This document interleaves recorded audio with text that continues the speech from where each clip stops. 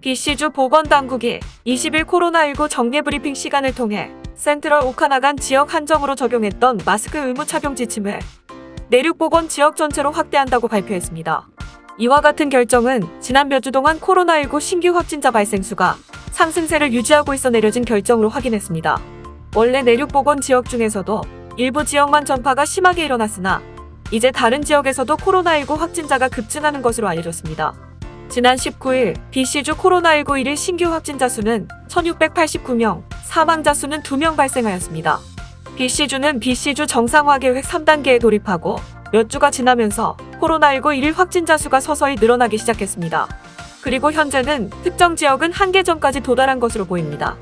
이와 같은 신규 확진자 수 상승세는 델타 변이가 주원인으로 분석되며 미접종자들이 특히 취약해서 더 많이 걸리는 것으로 알려졌습니다. BC주 보건당국은 해당 지역에 거주하시는 분들이 실망하실 만한 소식이라는 사실을 잘 안다면서도 하지만 더 악화되는 것을 막기 위한 어쩔 수 없는 선택이라고 전했습니다.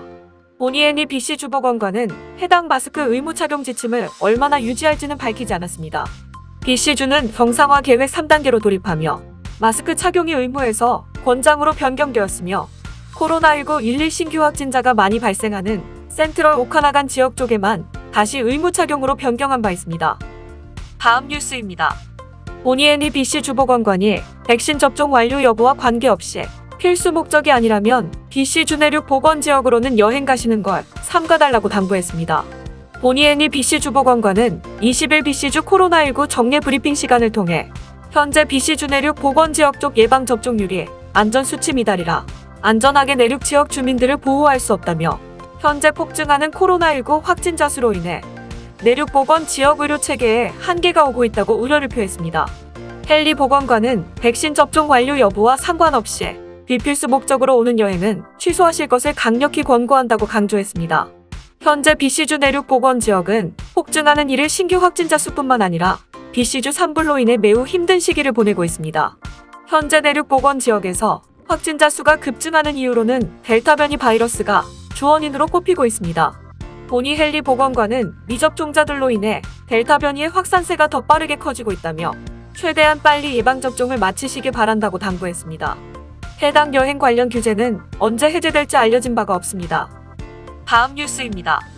BC주 공립학교 교사 4만 5천여 명을 대표하는 BC주 교사협회가 9월에 시작되는 새학기 때 더 강력한 보건 및 안전 조치를 시행해달라고 공식 청원을 시작했습니다. BC주 교사협회는 청원을 시작한 지난 19일 이미 5,200명이 넘는 서명을 받았다며 교사들만이 아니라 학부모들도 더 강화된 방역 조치를 원하고 있다고 전했습니다. 이어 비일상인데 일상인 것처럼 여기고 행동할 수 없다. 학교는 마스크가 필요하고 환기가 필요하고 거리두기와 주기적인 소독이 필요하다고 주장했습니다. BC주 교사협회에 따르면 학부모들의 우려와 걱정은 그 어떤 때보다 더 큰 상태인 것으로 알려졌습니다. 특히 12세 이하라 코로나19 백신을 맞지 못하는 자녀를 둔 학부모들의 걱정이 매우 컸던 것으로 드러났습니다. BC주 교사협회 측은 델타 변이의 전파력을 생각하면 마스크 착용 의무화는 필수라며 백신 접종이 가장 효과적인 방역수단이지만 그렇다고 백신에만 의존할 순 없다고 강조했습니다. BC주 교사협회는 교내 마스크 착용 의무화 외에도 교내 예방접종소, N95 또는 의료용 마스크 지원, 교내 환기 시스템 개선, 무증상자를 위한 검사 등을 BC주 정부에 요청하였습니다. 다음 뉴스입니다. 토론토 블루제이스는 9월 13일 템파베이 레이스와의 홈 경기를 시작으로 추가 코로나 바이러스 프로토콜을 발표했습니다. 블루제이스는 경기를 관람하기 위해 오는 모든 관중을 위해 48시간 이내에 코로나 백신 접종 또는 음성 테스트를 요구할 예정입니다. 12세 이상의 팬 중 백신 접종을 완료하지 않았거나 의학적 이유로 백신을 접종할 수 없는 경우 반드시 음성 테스트 결과나 PCR 검사 등의 증거를 제시해야 합니다. 11세 이하의 팬은 함께 입장하는 부모 혹은 보호자와 동반하는 경우 코로나 음성 테스트 결과를 제공할 필요는 없습니다.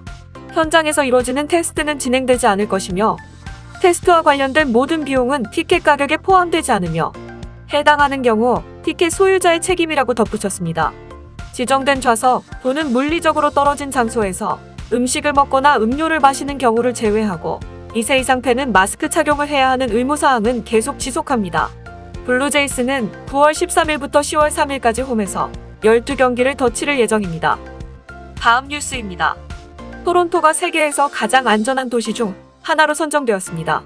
이하 이유는 보고서 제사판인 2021년 안전도시 지수를 발표했으며 이번 지수에서 토론토시는 2위를 차지했습니다. 토론토는 100점 만점에 82.4점으로 1위를 차지한 코펜하겐에 0.2점 차이로 뒤지며 2위에 기록되었는데요.